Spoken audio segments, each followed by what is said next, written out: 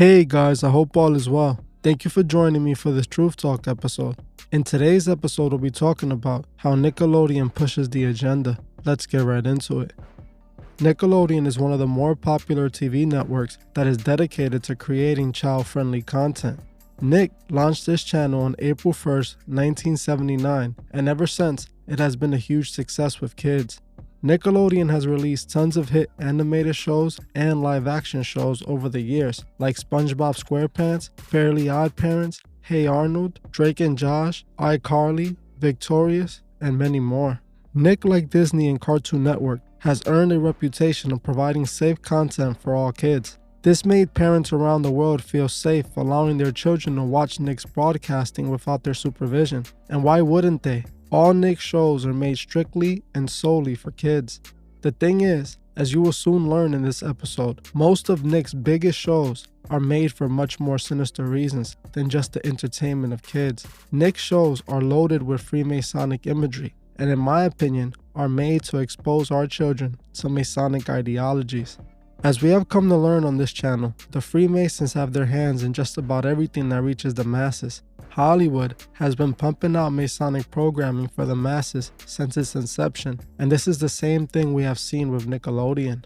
Many of Nickelodeon's biggest shows are designed to push an agenda. While parents freely let their children watch Nick, their children are being exposed to content that is programming their brains into accepting Masonic morals.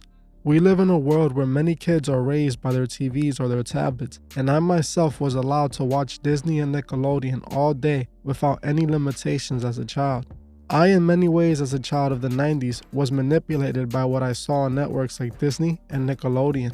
In my opinion, Nickelodeon, just like Disney and Cartoon Network, were all made by the Masons with the same exact goal.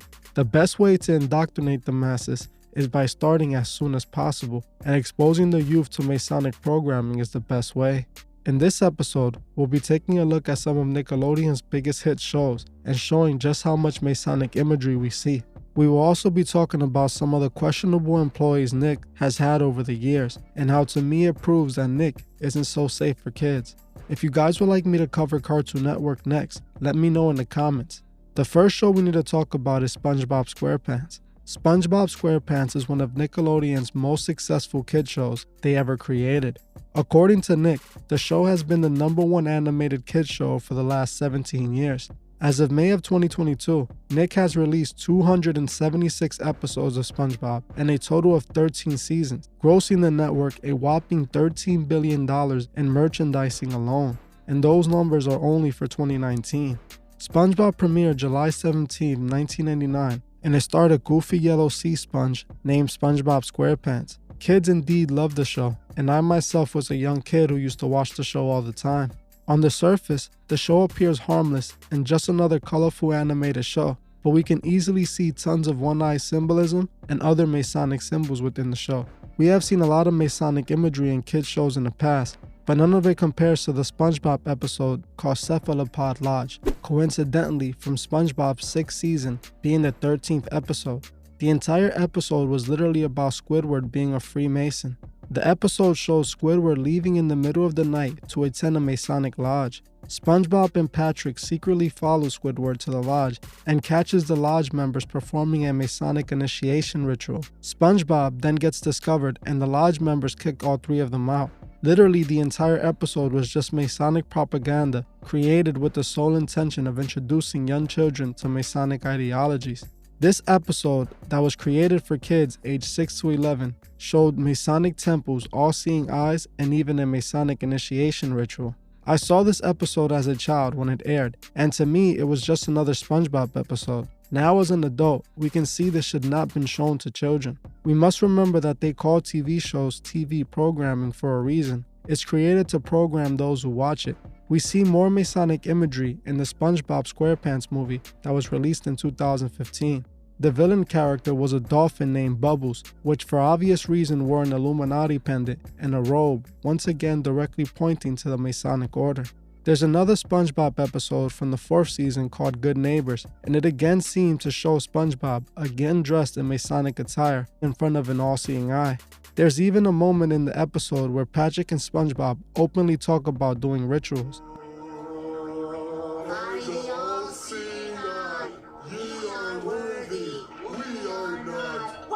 you two idiots doing? Secret ritual. To inaugurate you as president. As you heard for yourself, once again, Nickelodeon wanted the world to know that they were ran by the Masonic Order. In my opinion, the show has many questionable moments and is clearly created to push a Masonic agenda.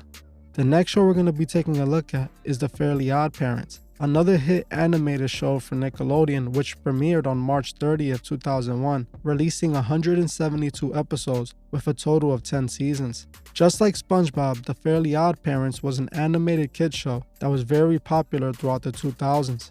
And just like SpongeBob, The Fairly OddParents is once again loaded with Masonic imagery and moments that leave you with tons of questions. The Fairly OddParents was about a young boy named Timmy who was miserable because his parents often ignored him and left him with a mean babysitter named Vicky. Because he was so miserable, the fairies granted Timmy 2 fairy godparents to grant him every wish. Just like we saw with SpongeBob, The Fairly OddParents appeared innocent and just like any other animated kids show, but in reality, it secretly once again had Masonic programming for kids. In the very first season, in the second episode named Transparent, we quickly see what's the purpose of this show. In the episode, Mr. Crocker, who is Timmy's school teacher, is trying to capture Timmy's fairy godparents. Each time he gets close to capturing the fairy godparents, he has very strange outbursts. New World Order! New World Order! A position of power, a seat on the throne, New World Order! As you heard for yourself, Mr. Crocker yells New World Order on one of the scenes, and then in another one, he yells Position of Power, Seat on the Throne, New World Order. Clear as day, Nickelodeon is letting us know that they're a part of the plans to bring in the New World Order. They're openly admitting that they want a position of power in the new Masonic world. Throughout the show, Mr. Crocker continues to make these strange outbursts. I don't see how they would need to make these jokes referring to the New World Order to, again, 6 to 11-year-old children. We can find tons of other open Masonic imagery throughout many of Nickelodeon TV shows. In Hey Arnold, they again show the all-seeing eye in at least one of the episodes. And in the Hey Arnold movie released in 2002, we can even again hear references to the New World Order. They even have instances where they display the numbers 666 and 13, once again, open Masonic imagery. The next Nickelodeon show we need to talk about is The House of Anubis, which again is full of Masonic imagery. The House of Anubis was released on January 1st, 2011, and once again we saw the show full of Masonic imagery. We can clearly see the all-seeing eye throughout the show. The show even features a secret society that performs ritual magic, once again exposing its young viewers to occultic imagery. Another show that once again was pushing this occultic imagery, made by Nickelodeon, is their show Every Which Way, which is about a teen witch attending high school, who we can see performing spells and rituals, painting witchcraft in a good light. Just like we saw Disney, how they normalized the occult with their content. Now we need to talk about the other side of Nick, which is Teen Nick. Many of you should remember me talking about the TV producer Dan Schneider, who is responsible for making many of Nickelodeon's most successful live-action shows. Shows such as Drake and Josh, iCarly, All That, Victorious, Zoe 101, Sam and Cat, and The Amanda Show, with almost all these shows being a hit for the network. Growing up, I watched a lot of these shows created by Mr. Schneider, and I never really realized anything off about them. In many of Mr. Schneider's shows, it appeared that he would create moments in the episodes where it consisted of the young actors showing off their feet. Many people over the years have come out accusing Mr. Schneider of being into feet and using this TV show to get his fix. In 2018, Dan was let go from Nickelodeon, but the split seemed to be in good terms, as Dan was paid a whopping $7 million for his inconvenience. There's many different articles online that make claims that Mr. Schneider, along with his good friend Brian Peck, would invite young actors unsupervised to his home where he would host pool parties. Dan Schneider would tell these young actors' parents that these young actors needed to come alone and that it would be a good opportunity for them as other big show producers were present. I have spoken about Brian Peck in the past. He used to work with Dan on All That, and he was also let go from Nickelodeon after he was arrested and convicted of doing something he's not supposed to be doing with one of those Nickelodeon actors. I cannot go into detail about what he did, but you can easily find it by just simply Googling Brian Peck charges. Brian Peck served 16 months in prison and was then released and managed to get a job at Disney, working on a few episodes of Zack and Cody. Even after his conviction, he was able to get hired again working with young actors. Another man we need to talk about is John Crick Fallacy, who was yet another Nickelodeon producer who produced the show Ren and Stimpy. I'm sure many of you have seen Ren and Stimpy and could agree that this show should have never been created for kids, as it was very disturbing. John, just like Dan and Brian, had a problem when it came to girls who weren't old enough. One of those girls that John should have not been talking to was a fan who sent him a fan letter in hopes of working for him one day. John took advantage and invited her to intern at the network, and you can imagine what happened next. Again, I cannot go into details about what John was accused of, but simply just Google searching John Kricfalusi, you can find out exactly what he did. Apparently, many people at the network were well aware of John's new girlfriend and had no issues with it. Nobody that worked with John ever came out and spoke about what he was doing. Many even said that John was protected at the network.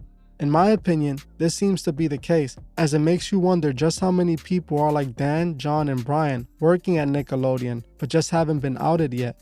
As we saw in this episode, we shouldn't blindly trust any TV network, especially not Nickelodeon. They have managed to earn the trust of parents, and in my opinion, are taking advantage of that very trust, programming these kids with Masonic ideologies. When I was a kid, many of these shows I spoke about today, I used to watch. Never as a child did I ever realize what I was consuming. It's clear that Nickelodeon, just like Disney, is pushing a Masonic agenda, preparing the masses for the new Masonic world. We must not let these networks like Nickelodeon manipulate the minds of our children. If you want my advice, if you choose to let your children watch Nickelodeon, just make sure you monitor them. This way you know exactly what they're watching. Well, that's it for this video. Thank you all for watching, and I'll see you guys in the next one. Thank you for watching this episode of The Truth Is. If you would like to further support the channel, join me on Patreon, the link would be in the description. If you join before the 28th of this month, you could be entered to this month's monthly raffle, where you can win a shirt, a cash prize, and even pick a video topic. Also, please leave a comment below on your thoughts on this video and on any future topics you would like to see me cover on my channel. If you like this video, please hit the like button, as this helps other people find these videos.